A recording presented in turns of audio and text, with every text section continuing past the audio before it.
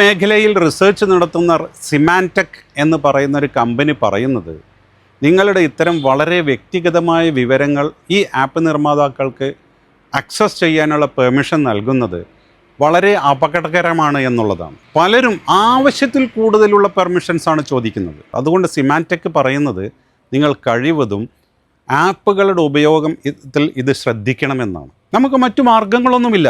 ആപ്പുകൾ ഇൻസ്റ്റാൾ ചെയ്യാതെ മൊബൈൽ ഇന്ന് നമുക്ക് ഉപയോഗിക്കാൻ കഴിയില്ല. കാരണം ഒരു ഫോൺ വിളി ഉപകരണത്തിനപ്പുറമാണ് ഇന്ന് നമ്മുടെ മൊബൈൽ. പക്ഷേ നമുക്ക് ആപ്പുകൾ ഇൻസ്റ്റാൾ ചെയ്യുമ്പോൾ അത് അംഗീകൃത കമ്പനികളുടെ ആപ്പുകളാണ്. ഗൂഗിൾ പോലെയൊക്കെയുള്ള കമ്പനികളുടെ ആപ്പുകളാണെന്ന് നമുക്ക് ഉറപ്പാക്കാം. സർക്കാർ ആപ്പുകളാണ് എന്ന് നമുക്ക് ഉറപ്പാക്കാം. റെയിൽവേയുടെയോ അതുപോലെയുള്ള ആധികാരികമായ ആപ്പുകളാണെന്ന് നമുക്ക് ഉറപ്പാക്കാം.